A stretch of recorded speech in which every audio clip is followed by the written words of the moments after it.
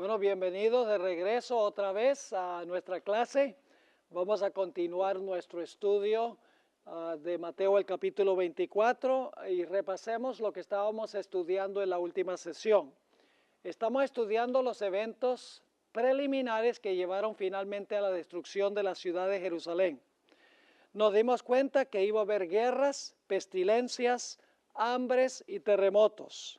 Se iban a levantar falsos cristos y falsos profetas.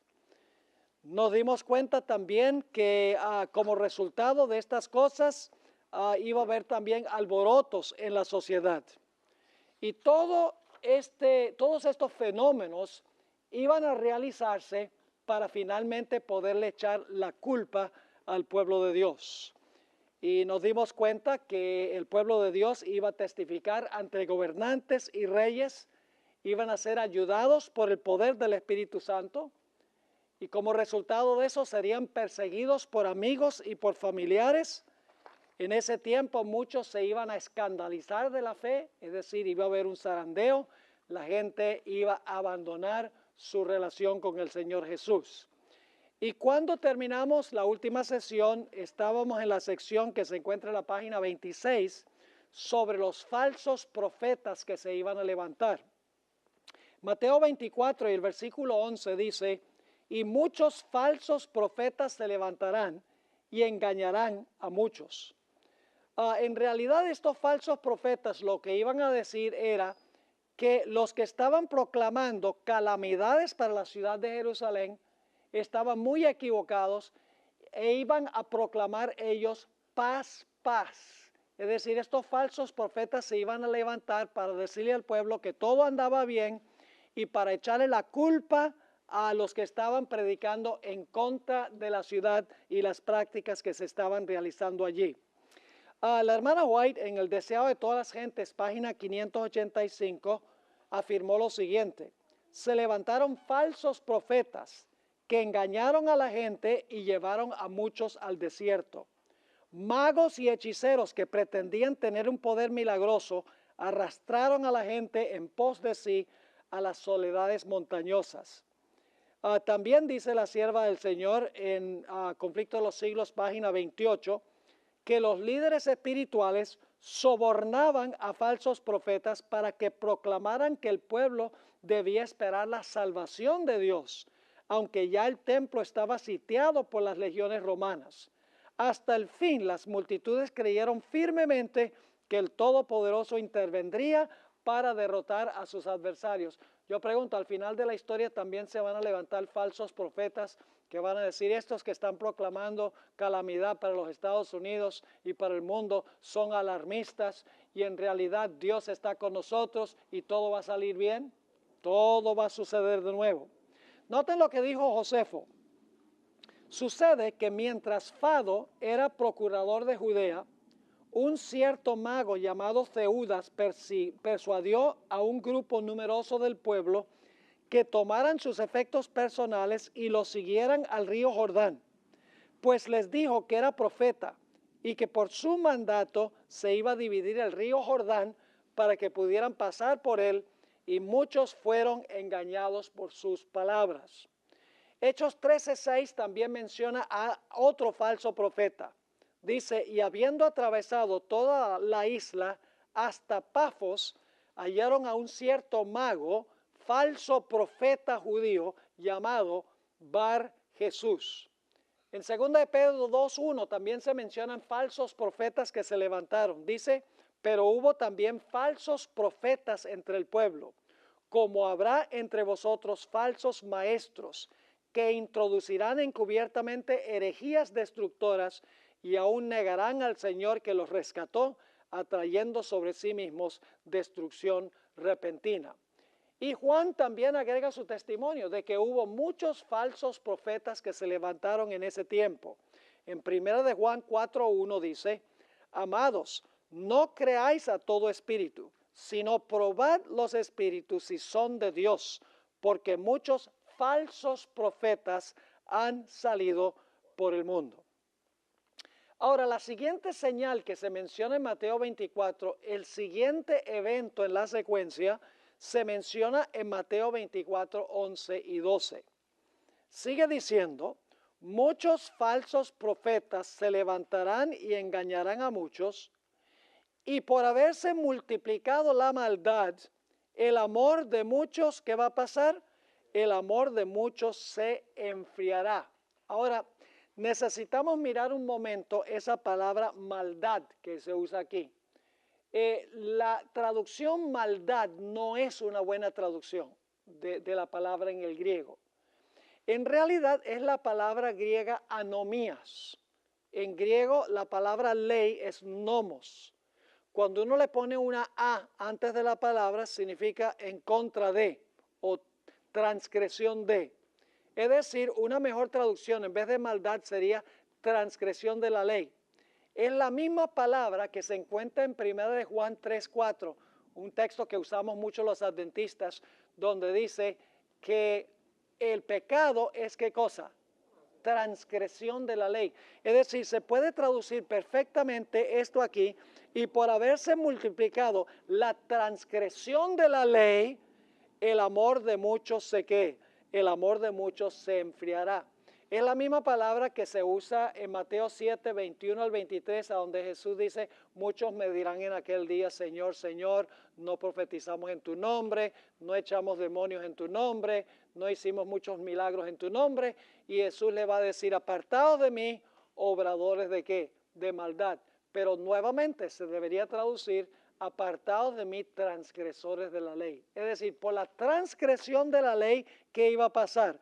El amor de muchos se iba a resfriar o se iba a enfriar. ¿Tiene algo que ver la ley con el amor? Cuando se transgrede la ley, ¿desaparece el amor? Sí. Saben que hoy en día es muy popular, aún en nuestra propia iglesia, decir, no, lo que necesitamos es hablar de amor. No hablemos de la ley, hablemos del amor. Los que dicen eso en realidad no entienden lo que están diciendo. Porque la Biblia nos dice que el amor es el cumplimiento de la ley, dice el apóstol San Pablo. En 1 de Juan dice, este es el amor de Dios, que guardemos sus mandamientos. Jesús dijo que los 10 mandamientos se resumen en 2 grandes mandamientos, amar a Dios y amar a nuestro prójimo. Así que la idea de que debemos hablar del amor y no hablar de la ley es una contradicción de términos. Porque cuando una persona transgrede la ley, el resultado es que desaparece o se enfría, ¿qué cosa? Se enfría el amor. Yo pregunto, antes de la destrucción de Jerusalén, la gente estaba transgrediendo la ley de Dios, ¿cómo no? Y como resultado, ¿qué desapareció de la ciudad? Desapareció de la ciudad el amor. Ahora, noten Mateo 24 y el versículo 13. Jesús hace un llamado aquí. Dice, mas el que perseverare hasta el fin, este será ¿qué? Este será salvo. Jesús hace un llamado, dice, mire, cuando estén sucediendo todas estas cosas, tú necesitas perseverar. Ahora, necesitan perseverar por 3 razones. Número 1, según el contexto, por la persecución de los familiares. En segundo lugar, por los tremendos engaños de los falsos profetas. Y en tercer lugar, por el enfriamiento del amor. Es decir, el contexto nos indica por qué debían perseverar. Debían perseverar en primer lugar por causa de la persecución. En segundo lugar, por causa de los engaños de Satanás. Y en tercer lugar, por causa de la transgresión de la ley o el enfriamiento del amor. Ahora, ¿qué es lo que trae paciencia? ¿Qué produce perseverancia o paciencia? Noten Lucas 21 y el versículo 19. Este es el versículo paralelo al de Mateo 24. Dice, con vuestra paciencia ganaréis vuestras almas. Y si ustedes ven aquí en la nota, Santiago 1:3 nos dice que cuando nuestra fe es probada, el resultado es ¿qué cosa? La paciencia. Yo pregunto entonces, ¿la persecución de los cristianos antes de la destrucción de Jerusalén fue una bendición para ellos? Sí, porque ¿qué fue lo que desarrolló? Desarrolló paciencia. En el libro de Apocalipsis se menciona algo sobre paciencia. ¿Ustedes conocen dos textos en Apocalipsis que hablan de paciencia en el contexto del fin? Apocalipsis 13:10 y Apocalipsis 14:12. ¿Han visto ustedes el contexto en el cual aparecen esos dos versículos?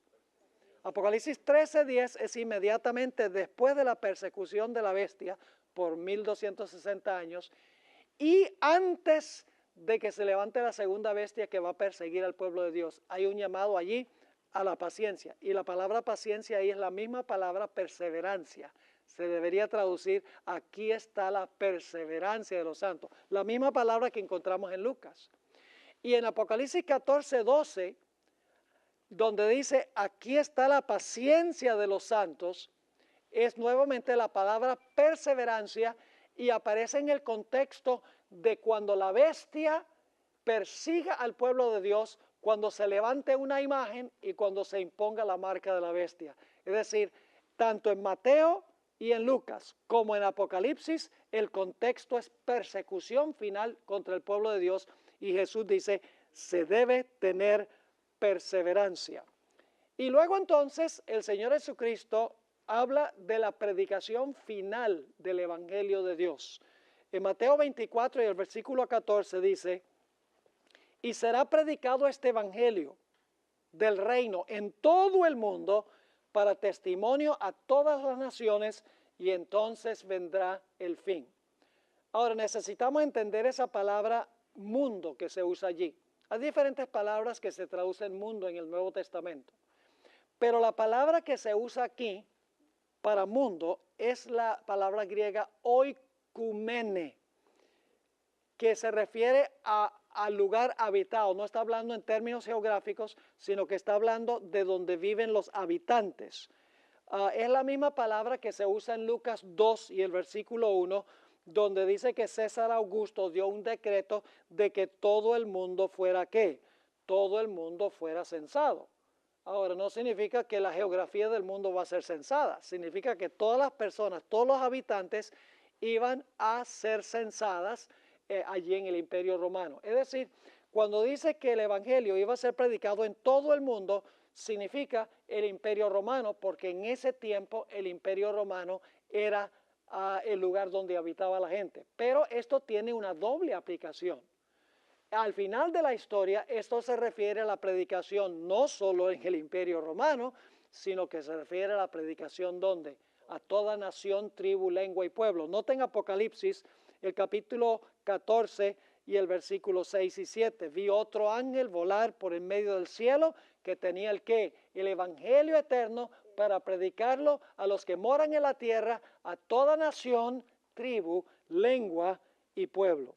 Yo pregunto, ¿se había predicado el evangelio en todo el mundo conocido en la época de cuando Jerusalén fue destruida? Vamos a leer lo que dijo el apóstol Pablo. Colosenses 1:23. Si en verdad permanecéis fundados y firmes en la fe, y sin moveros de la esperanza del evangelio que habéis oído, el cual se predica ¿a dónde? Dice el apóstol Pablo. En toda la creación que está debajo del cielo, del cual yo, Pablo, fui hecho ministro. Fíjese, el evangelio estaba siendo predicado en toda la creación. Y en Romanos 1:8, el apóstol Pablo dice, primeramente doy gracias a Dios mediante Jesucristo con respecto a todos vosotros, de que vuestra fe se divulga ¿a dónde? Se divulga por todo el mundo. ¿Los fieles estaban predicando el evangelio en todo el mundo habitado de aquella época, según dice el apóstol San Pablo? Correctamente que sí. Ahora, el siguiente punto que tenemos en Mateo el capítulo 24 es la abominación asoladora. Fíjese, se predica el evangelio a todo el mundo y entonces viene la abominación asoladora. ¿De dónde viene esta expresión abominación asoladora? Viene de Daniel 9, 26 y 27. Vamos a leer esa profecía que fue dada centenares de años antes de que el evento ocurriera. Dice, y después de las 62 semanas se quitará la vida al Mesías, y no por sí. Y el pueblo de un príncipe que ha de venir destruirá a la ciudad y el santuario, Con inundación será el fin de ella y hasta el fin de la guerra será talada ¿con qué? Con asolamientos. Estoy leyendo la Reina Valera de 1909, que es una mejor traducción. Dice, y en otra semana confirmará el pacto a muchos, y a la mitad de la semana hará cesar el sacrificio y la ofrenda. Después con la muchedumbre de las que, ahí está la palabra clave otra vez, abominaciones será el desolar. Y esto hasta una entera consumación, y derramaráse la ya determinada sobre el pueblo que, sobre el pueblo asolado. De ahí viene la expresión abominación asoladora. ¿A qué se refería Daniel cuando habla de la abominación asoladora? Está hablando de la destrucción de Jerusalén en el año 70, según hemos estudiado. ¿Qué dijo Jesús cuando salió por última vez del templo? Cuando la Shekinah salió del templo. Dijo en Mateo 23 y el versículo 38, he aquí, vuestra casa os es dejada desierta. Esa palabra desierta se puede traducir asolada. Es la misma palabra asolada. Es decir, la casa de ustedes ha quedado asolada. Ahora, note lo que dice Mateo 24:15. Aquí está el cumplimiento de la profecía de Daniel 9, 26 y 27. Dice Jesús, por tanto, cuando veáis, hay algo que se puede ver, cuando veáis en el lugar santo, ahí dice a dónde lo iban a ver, en el lugar santo, la abominación desoladora, noten las dos palabras claves, abominación desoladora o asoladora, de que habló ¿quién? El profeta Daniel, el que lee, entienda.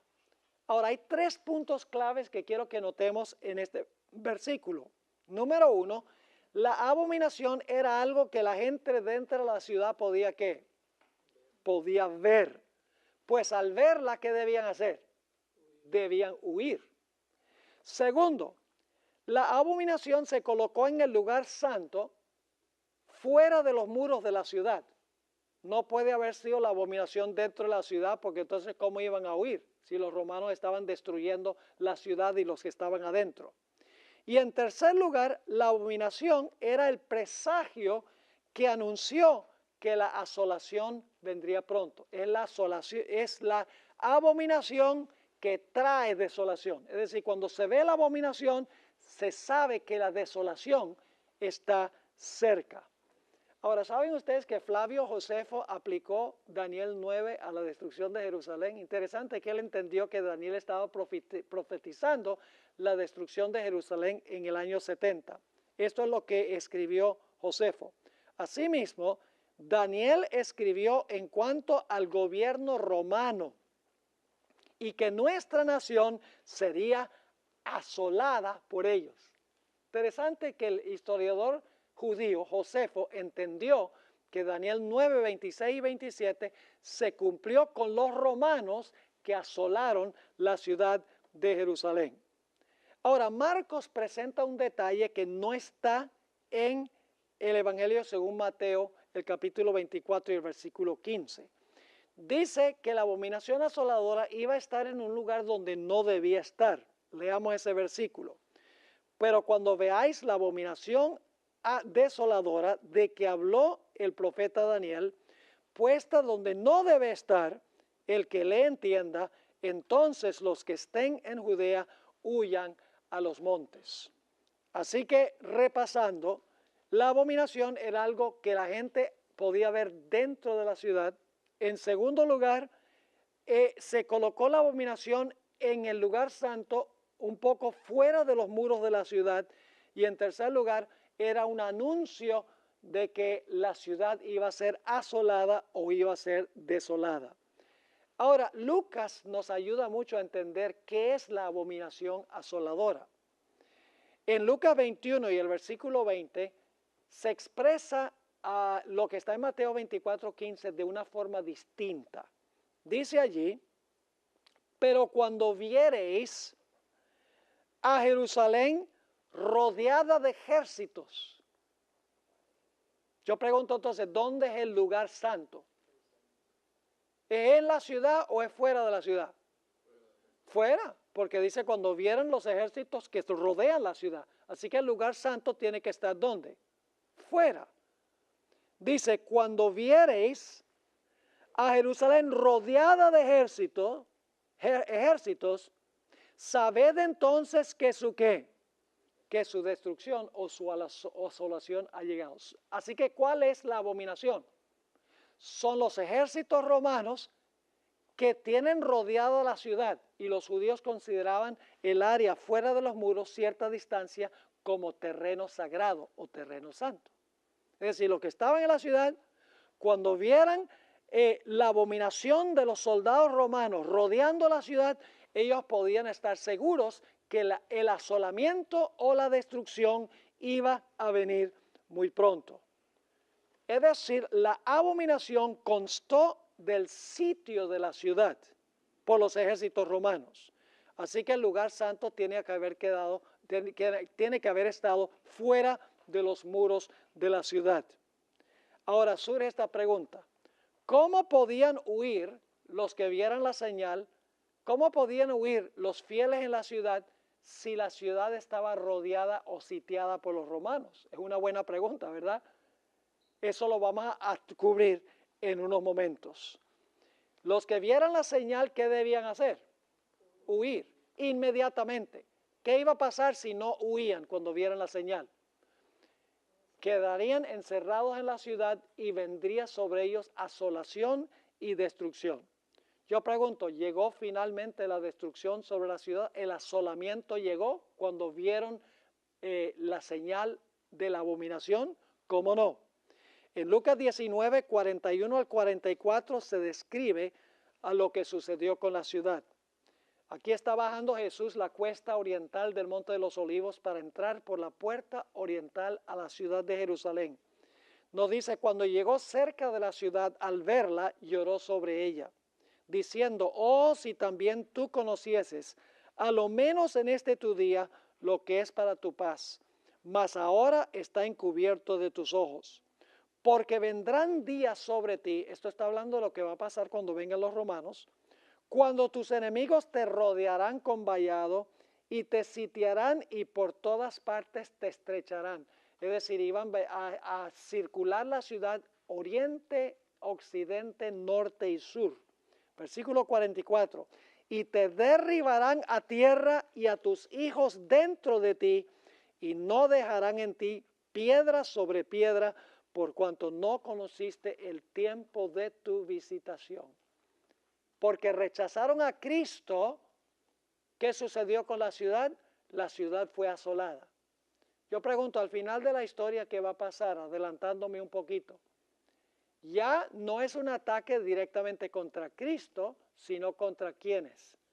Contra los seguidores de Cristo. Y el que persigue a los seguidores de Cristo, persigue ¿a quién? A Cristo. Saulo, Saulo, ¿por qué me persigues? Fue la voz. Pero Saulo estaba persiguiendo a los cristianos. Pero Jesús dice, al perseguir a los cristianos, ¿me estás persiguiendo a quién? Me estás persiguiendo a mí. Noten lo que dice la hermana White en cuanto a la señal de que iba a venir el asolamiento de la ciudad.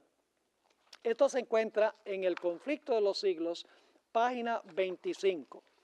Tan pronto como los estandartes del ejército romano idólatra fuesen clavados en el suelo sagrado, ahora fíjense dónde está el lugar santo.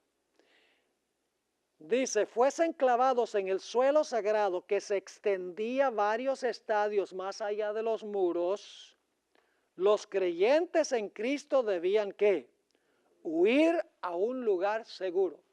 ¿Dónde quedaba el lugar santo? ¿En la ciudad o fuera de la ciudad? Fuera de la ciudad. ¿Y cuál era la señal? Los estandartes del ejército romano. ¿Recuerdan Lucas? Dice, cuando vieres la ciudad cercada por ejércitos. Ahora fíjense lo que sigue diciendo la hermana White. Al ver la señal preventiva, todos los que quisieran escapar debían hacerlo sin tardar. Tanto en tierra de Judea como en la propia ciudad de Jerusalén, el aviso de la fuga debía ser aprovechado en el acto. todo el que se hallase en aquel instante en el tejado de su casa, no debía entrar en ella ni para tomar consigo los más valiosos tesoros. Los que trabajaban en el campo y en los viñedos no debían perder tiempo en volver por las túnicas que se hubiesen quitado para sobrellevar mejor el calor y la faena del día. Todos debían marcharse sin tardar si no querían verse envueltos en la ruina general. Ahora surge la pregunta, ¿qué era lo que tenían los estandartes romanos que se podría decir era abominación? Bueno, noten lo que dice la sierva del Señor. En el Conflicto de los Siglos, página 39, está hablando del Evangelio de Cristo y hasta dónde alcanzó el Evangelio. Dice, el Evangelio alcanzó hasta las regiones inaccesibles para las ¿qué? Para las águilas de Roma. Qué interesante. ¿Saben lo que tenía el estandarte romano? Esto es lo que vamos a estudiar ahora. El estandarte romano, mis hermanos y hermanas, tenía un águila. Y alrededor del águila había una guirnalda dorada que representaba el sol. Y según dice la sierva del Señor, cuando los estandartes fueron clavados en el suelo, los soldados romanos le rindieron adoración al estandarte romano. Estaban adorando al dios Sol. Vamos a estudiar eso aquí unos momentos. El águila era la insignia oficial que se encontraba en los estandartes del ejército romano o de las legiones romanas, mejor. Antes del año 104 a.C., diversos animales aparecían en los estandartes de Roma. Aparecía a veces el toro, la serpiente, el león, el buitre, diferentes. Pero en el año 104 a.C., el cónsul Mario dio órdenes de que el águila fuese el único emblema en los estandartes de las legiones romanas. En el año 63 a.C., el general romano Pompeyo, en una campaña militar que hizo a Asia Menor, y esto lo estudiaremos un poco más adelante, adoptó al dios Sol Mitra como el dios de los ejércitos romanos y deificó los estandartes que contenían el águila. Es decir, los estandartes se convirtieron prácticamente en una representación del dios romano.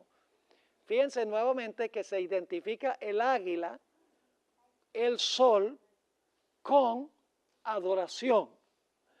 Ahora, este es el dios que veneraba el emperador Constantino. Él llamaba a este dios Deus Sol Invictus, el invencible sol. Con el transcurso del tiempo, el estandarte del águila se convirtió en un símbolo de la invincibilidad de Roma. Según los romanos, así como el sol derrotaba cada día las tinieblas, las legiones romanas derrotaban diariamente los enemigos de Roma. Es interesante notar que el águila en el estandarte romano, y yo les voy a dar al concluir esta clase algunas ilustraciones que vamos a estudiar no solo en la próxima sesión, sino en la sesión de la tarde. El águila en el estandarte romano tenía las alas extendidas y en su alrededor tenía una guirnalda circular dorada que representaba el dios Sol Mitra. La cabeza del águila estaba virada hacia la derecha y tenía en sus garras dos flechas, símbolo de guerra. Ustedes van a tener esta ilustración, van a ver el estandarte romano ilustrado. Josefo nos dice que cuando las legiones romanas circundaron a Jerusalén, clavaron sus estandartes en el suelo y les ofrecieron sacrificios y le rindieron adoración a los estandartes. Estaban rindiéndole adoración al dios Sol, cuyo símbolo era un águila. Yo pregunto, ¿aún en la Biblia el sol y el águila se relacionan? ¿Conocen el texto de Malaquías donde se levantará el sol de justicia con salvación en sus alas? Dice la Biblia. Solo que con los paganos el sol era un dios literal, mientras que en la Biblia el sol es un símbolo de Cristo Jesús. Y el águila es un símbolo de Cristo Jesús. No es Cristo, como pensaban los romanos, que el dios sol y el estandarte en realidad era una representación de Dios. Dice Flavio Josefo, luego venían los alféreces de la barcante águila que se encuentran siempre a la cabeza de cada legión romana. ¿Qué dice Josefo? Que las águilas se encontraban frente a ¿qué? Se encontraban frente a cada división de las legiones romanas. Dice, siendo el rey y más fuerte de todas las aves, que para ellos es símbolo de dominio y un presagio de que iban a conquistar todo cuanto hallasen en su camino. Qué interesante lo que representaba este estandarte que tenía un sol y un águila. Recuerden esto porque vamos a volver a ello en el futuro. Ahora, es interesante notar que hay una conexión en el Nuevo Testamento entre la antigua Babilonia y Roma. A Roma se le llama la Nueva Babilonia. Noten 1 Pedro 5 y el versículo 13, a donde Pedro está escribiendo en una época cuando Babilonia ya no existía. La iglesia que está en Babilonia, elegida juntamente con vosotros, y Marcos mi hijo os saludan. Así que Pedro está hablando de Babilonia. La mayoría de los eruditos creen que cuando Pedro habla de la iglesia que está en Babilonia, en su época, se está refiriendo a Roma, porque Roma se entendía como la nueva Babilonia. Ahora, es interesante notar que en Mateo 24, 28, Jesús hace una declaración vital para entender el asunto de las águilas. Noten Mateo 24, 28, cuando la ciudad de Jerusalén fuera destruida, Jesús dijo, porque donde quiera que estuviere el cuerpo muerto, allí ¿qué? Allí se juntarán las águilas. ¿Se vieron entonces águilas fuera de la ciudad de Jerusalén cuando la ciudad de Jerusalén fue destruida? Cuando todos los cuerpos muertos estaban fuera de la santa ciudad, lo que había sido la santa ciudad, encontramos que estaban presentes allí las águilas. Eran las águilas que se encontraban en los estandartes de las legiones romanas. Ahora, todavía no hemos contestado la pregunta, ¿cómo podía la gente en la ciudad huir al ver la señal si la ciudad de Jerusalén estaba completamente sitiada? La respuesta la vamos a anotar en nuestra próxima sección del sílabo. Cuando todo parecía que la ciudad de Jerusalén iba a caer bajo el mando del general Cestio Galo, se retiró misteriosamente de la ciudad. Cuando parecía que la iba a conquistar, de repente, por razón inexplicable, Cestio Galo, el general de las tropas romanas, se fue. Vamos a leer del Conflicto de los Siglos, página 29, donde la hermana White comenta esto, y luego vamos a leer de Josefo. Después que los soldados romanos, al mando del general Cestio Galo, hubieron rodeado la ciudad, abandonaron de pronto el sitio de una manera inesperada, y eso cuando todo parecía favorecer un asalto inmediato. Perdida ya la esperanza de poder resistir el ataque, los sitiados estaban a punto de rendirse cuando el general romano retiró sus fuerzas sin motivo aparente para ello.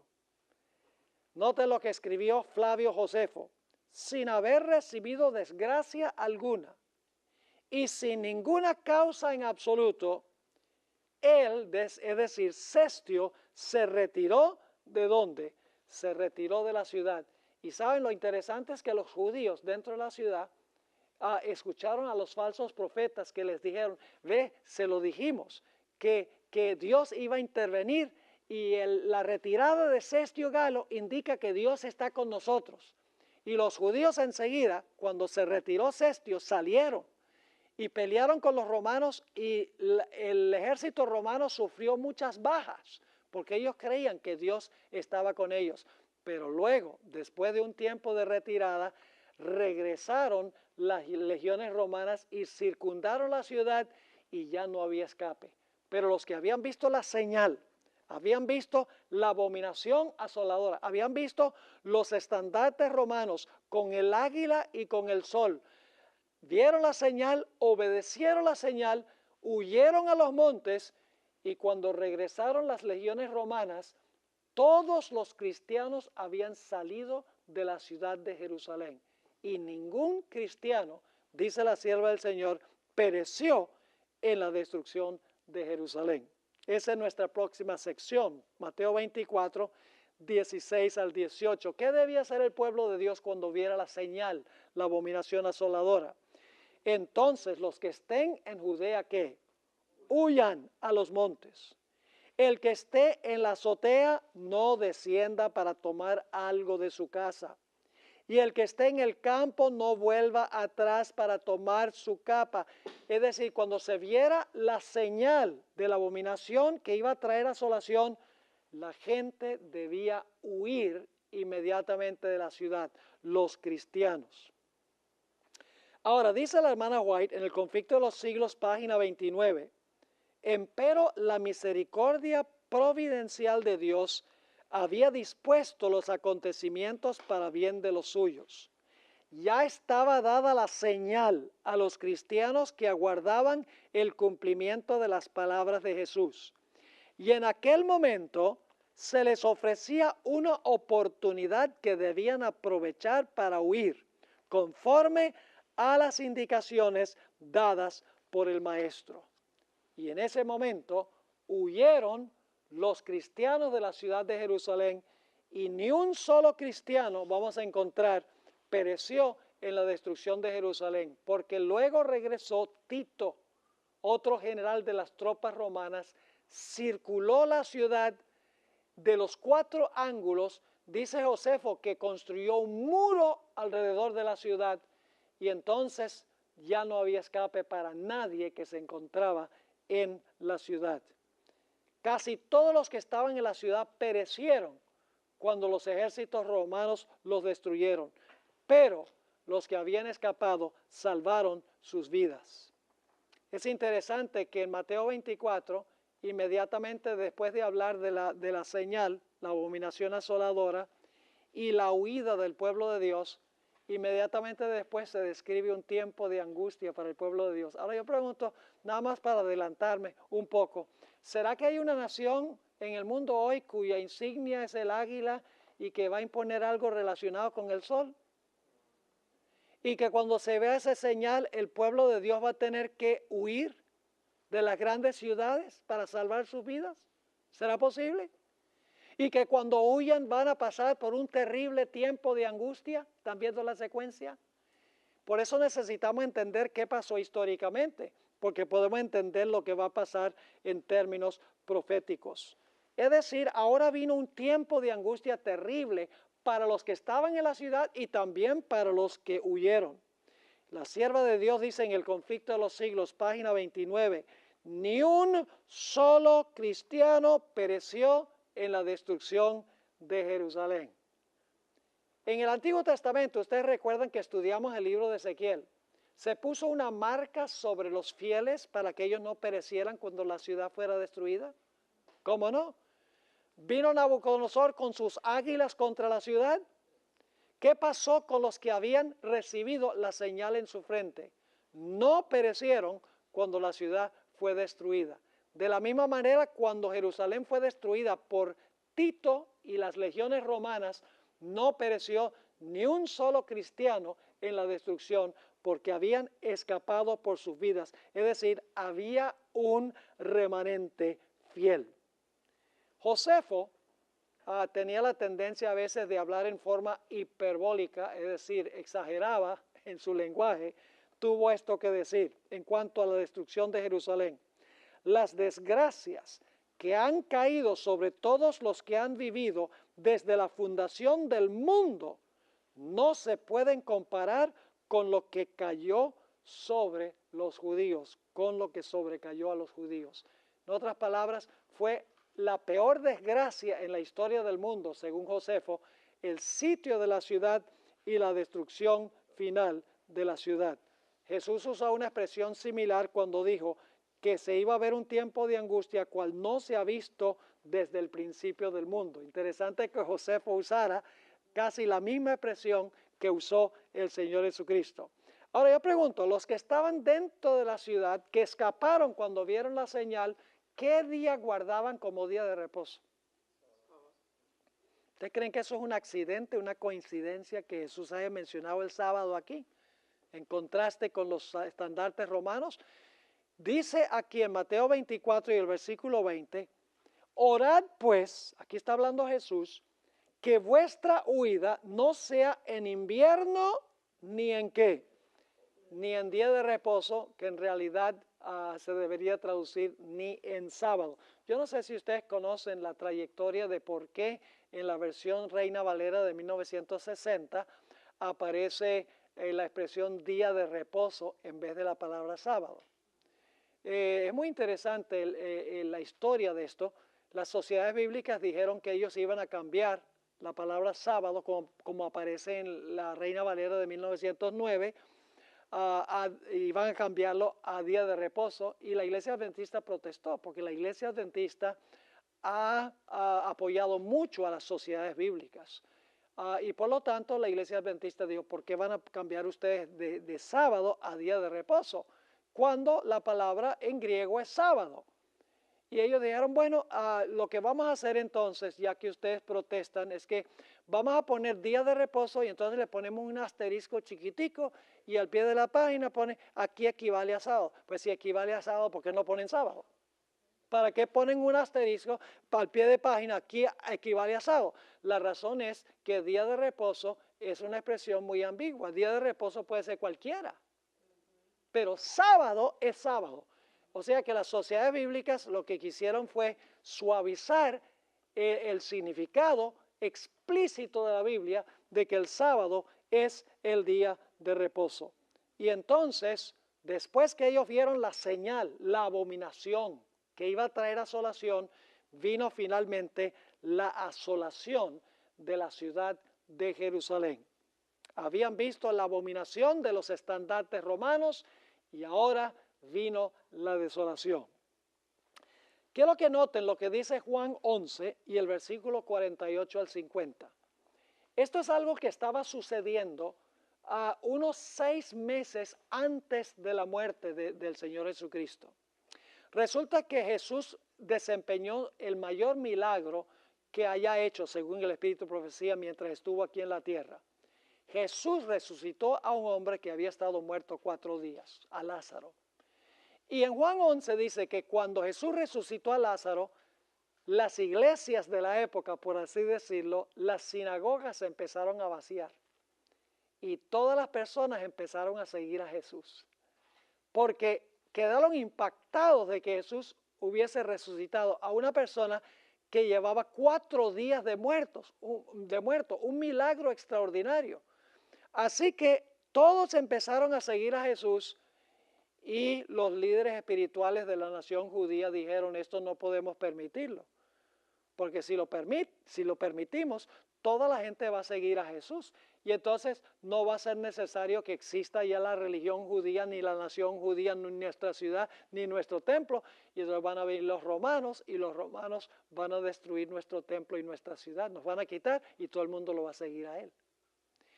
Y entonces en esa reunión del Sanedrín se paró el sumo pontífice Caifás y dijo unas palabras muy interesantes. Se encuentran en Juan 11 y el versículo 48 al 50. Dijo Caifás, si lo dejamos así, todos creerán en él y vendrán los romanos y destruirán nuestro lugar santo y nuestra nación. Era un asunto de national security, de seguridad nacional, encargarse de este enemigo número 1 de la nación. Así que Caifás está diciendo, mire, si nosotros permitimos que este hombre siga viviendo, nuestra nación se va a desbaratar, van a venir los romanos y nos van a destruir y van a quitar nuestra nación. Versículo 49.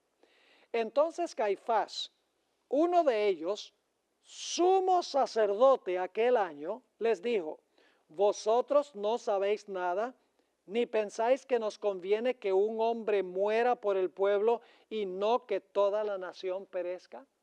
¿Cuál era la solución de Caifás al problema? De que pudiera desaparecer la nación y vinieran los romanos a quitar el puesto de la nación judía. La solución era muy sencilla: matemos a este hombre, y si lo matamos vamos a salvar la nación y los romanos no van a destruir la nación. Pero ¿saben lo que es interesante? Al condenar a Jesús a muerte, causaron lo que querían impedir. Porque al matar a Jesús, ¿qué hicieron los romanos? Los romanos vinieron y destruyeron su nación. Ellos pensaban que matando a Jesús iban a salvar a la nación de los romanos, pero al condenar a Jesús, los romanos vinieron y destruyeron la nación. Ahora, ¿cómo se aplica eso proféticamente? Vamos a encontrar en nuestro estudio que el hermano White afirma que en los últimos días van a aumentar tremendamente los desastres en este mundo. Va a haber desastres naturales, va a haber criminalidad, guerras y rumores de guerras, posiblemente terrorismo, aunque la hermana White no usó esa expresión. Las cosas van a ir de mal en peor, se van a poner terribles. Y en los Estados Unidos se va a usar el argumento, se va a decir: mire, todo se está desmoronando, todo se está desbaratando. De alguna manera tenemos nosotros que salvar la nación. En ese tiempo se estará proclamando el fuerte clamor. El pueblo de Dios estará proclamando el mensaje de salir de Babilonia, y las iglesias estarán quedando, ¿qué? Vacías, porque muchedumbres están saliendo. Los líderes espirituales se van a enojar contra los que están proclamando el mensaje, y la hermana White dice que van a usar el mismo argumento de Caifás. Van a decir: es necesario que esta gente que está causando todos estos problemas, que se están llevando a todos estos miembros de nuestras iglesias, es necesario que ellos mueran y no que sea desolada y destruida toda la nación.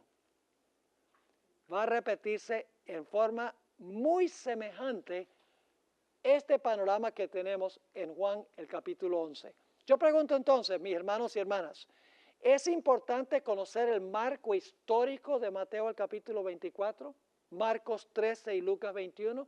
Es indispensable. Si no entendemos lo que ocurrió, no vamos a entender tampoco lo que va a ocurrir en el futuro. ¿Les quedó claro lo que estudiamos hasta ahora? Amén. Si no quedó claro, escrito está. Y entonces ustedes pueden ir y lo pueden estudiar ustedes mismos con tiempo, porque yo sé, como tenemos la premura del reloj, esto se está grabando para televisión, entonces tenemos que terminar en cierto número de minutos, y por eso es que corremos un poquito más rápido de lo que yo quisiera. Ahora vamos a nuestra siguiente lección. La siguiente lección se titula El agüero del águila. ¿Saben ustedes qué es un agüero? Es una palabra que no usamos muy bien. Un agüero es un preanuncio de algo que va a suceder. Por ejemplo, cuando se veía un águila en la antigüedad, la gente lo tomaba como un presagio de que algo iba a venir, el agüero del águila. Y se usa mayormente en un sentido negativo, algo malo que va a suceder. Así que vamos a ver ahora el cumplimiento final de lo que estudiamos en Mateo el capítulo 24. Para esto necesitamos repasar la secuencia de eventos de Mateo 24. El resto de los minutos que tenemos en esta clase vamos a repasar lo que acabamos de estudiar para que tengan el panorama completo. Vimos que según Jesús se iban a levantar falsos cristos y falsos profetas para engañar. ¿Ocurrió eso antes de la destrucción de Jerusalén? ¿Cómo no? Iban a aumentar los desastres naturales, guerras y rumores de guerras, terremotos, pestilencias, hambres y alborotos. ¿Vimos que eso sucedió antes de la destrucción de Jerusalén? ¿Cómo no? ¿Cuál era el propósito de todos estos desastres? Finalmente, ¿qué? Echarle la culpa al pueblo de Dios. Y entonces se iba a levantar contra el pueblo de Dios, ¿qué cosa? La persecución. sus amigos y sus familiares los iban a perseguir. Esto es lo que podríamos llamar el tiempo de angustia previo. ¿Han oído hablar del tiempo o el pequeño tiempo de angustia en los escritos del Espíritu de Profecía? Hay dos tiempos de angustia en Mateo 24. El primer tiempo de angustia que se menciona aquí es el tiempo de angustia cuando familiares y amigos se están volcando en contra del pueblo de Dios. El último tiempo de angustia es después que se ve la señal de la abominación asoladora.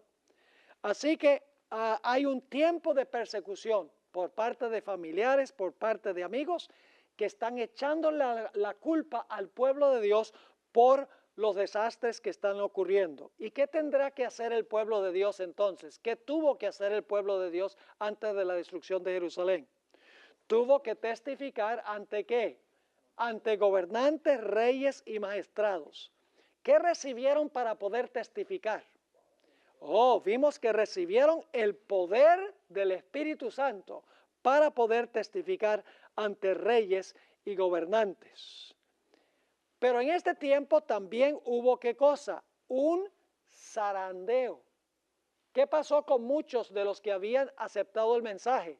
Se escandalizaron y abandonaron el mensaje, y mencionamos a varios de esos. Se levantaron también falsos profetas para decir que estos que estaban predicando estas cosas eran alarmistas, que no había que hacerles caso, que Jerusalén iba a permanecer para siempre. Es decir, profetizaban paz, paz. Y como resultado de la maldad existente, de la transgresión de la ley, ¿qué pasó con el amor de muchas personas? El amor en la ciudad se enfrió. ¿Es eso una realidad, que se enfrió el amor en la ciudad? Oiga, lo que leímos del Espíritu de Profecía describe una ciudad a donde transgredían la ley y como resultado el amor prácticamente desapareció de la ciudad. Pero luego Jesús instó a sus seguidores que tuvieran ¿qué cosa? Perseverancia, que no abandonaran la fe, que no fueran zarandeados, sino que tuvieran paciencia en la tribulación y en la persecución. Y luego entonces encontramos la predicación del Evangelio en todo el mundo. ¿Había sido predicado el Evangelio en todo el mundo antes de la destrucción de Jerusalén? Vimos que sí. Y luego cuando se predica este mensaje, uno de los últimos eventos es que se ve ¿qué cosa? La colocación de la abominación asoladora. ¿Y qué es la abominación? Los estandartes romanos que contienen un águila y un ¿qué? Y un sol. ¿Y qué hicieron los ejércitos romanos? Se arrodillaron y le rindieron homenaje a el águila y el sol que se encontraba en el estandarte. Y cuando se vio la abominación asoladora, ¿qué debía hacer el pueblo de Dios al ver esta señal, los que estaban en la ciudad? Debían huir para salvar sus vidas. ¿Y cómo fue posible que huyeran si la ciudad estaba sitiada? Hubo un corto periodo de tiempo cuando se retiraron los ejércitos romanos, y en ese tiempo el pueblo de Dios, dice el Espíritu de Profecía, se retiró de la ciudad. Todos los fieles cristianos se retiraron de la ciudad y entonces regresaron luego los ejércitos romanos, y los que estaban adentro fueron destruidos. ¿Qué día guardaban los fieles de Dios? El día que guardaban los fieles de Dios era el sábado. Orad pues que vuestra huida no sea en invierno ni sea en sábado. Y luego entonces, a un punto que no cubrimos mucho todavía, dice que después de la abominación asoladora y la huida del pueblo de Dios, iba a venir la gran tribulación. Ahora fíjense, ya hablamos de una tribulación, cuando amigos entregaban a amigos, familiares entregaban a familiares, tendrían que testificar ante reyes y gobernantes. Esto es durante el tiempo de gracia. Pero después de la abominación asoladora, cuando el pueblo de Dios huye y quedan aquellos que son infieles, se cierra la puerta de la gracia, y luego el siguiente evento en Mateo 24 es la gran tribulación. Y de eso vamos a hablar un poco más en unos momentos. ¿Les queda claro este punto, la secuencia de eventos que llevaron a la destrucción, la asolación de Jerusalén? Ahora, al pie de la página 33 hay un principio muy importante que nos va a guiar en nuestra próxima clase. Mateo 24 va a tener un cumplimiento adicional. ¿Están de acuerdo con eso? ¿Recuerdan las dos preguntas que le hicieron a Jesús? ¿Cuándo van a suceder estas cosas y qué señal habrá de tu venida y del fin del mundo? Ahora, el primer cumplimiento de Mateo 24 se cumplió con la Jerusalén literal y local. Pero el principio es que lo que sucedió literalmente con Jerusalén literal y local en un sitio va a tener un cumplimiento final a nivel global con el Israel ¿qué? Con el Israel espiritual. Es decir, el principio es que lo que se cumplió con los judíos literales en una localidad literal, en su cumplimiento final se va a cumplir con el Israel espiritual, con los que han profesado a Jesús como Salvador, y se va a cumplir a nivel global o a nivel mundial. Y vamos a encontrar en nuestro estudio que todo lo que ocurrió, llevando finalmente a la destrucción de la ciudad de Jerusalén, va a realizarse de nuevo en la misma idéntica secuencia que nosotros estudiamos en Mateo 24, en Marcos 13 y en Lucas el capítulo 21.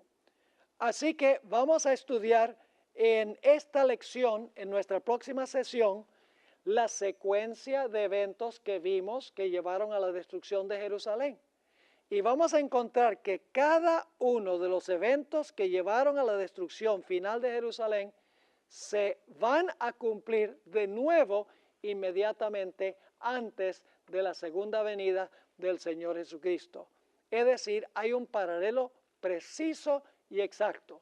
Solo que lo que ocurrió allá ocurrió con un pueblo judío literal que se encontraban dentro de una ciudad literal. Los ejércitos romanos tenían un estandarte literal con un águila y un sol. Le rindieron adoración al dios sol literal, pero vamos a encontrar que todo eso tiene una aplicación espiritual y mundial al pueblo de Dios en estos últimos días.